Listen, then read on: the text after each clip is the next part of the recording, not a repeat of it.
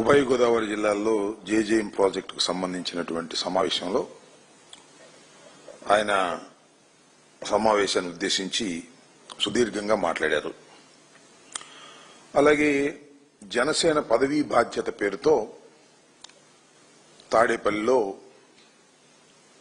జనసేన పార్టీకి సంబంధించిన వారు ఎవరైతే పదవులు పొందారో వారి అనుచరులు వారితో కలిపి ఒక సమావేశాన్ని నిర్వహించారు. దానిలో కూడా సుదీర్ఘంగా మాట్లాడారు.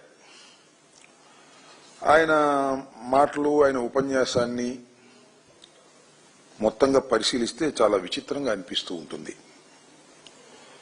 ఓపెనింగ్ లోనేమో ఓవర్ యాక్షన్ చేస్తారు, ఈ ఇంటర్వెల్లోనేమో ఇరిటేషన్ అవుతారు, కంక్లూజన్లోనేమో కన్ఫ్యూజ్ అయిపోతాడు. ఈ రకంగా ఆయన ఏం మాట్లాడుతున్నాడో ఆయనకి అర్థం కాదు, లోతుగా ఆలోచిస్తే వినే వాళ్ళకి అర్థం కానటువంటి పరిస్థితులు. ఈ 3 సమావేశాల్లోనూ ఆ సందర్భోచితంగా మాట్లాడే మాటలు మాట్లాడొచ్చు, తప్పులేదు. ఆయన గురించి, ఆయన పార్టీ గురించి వండర్ఫుల్.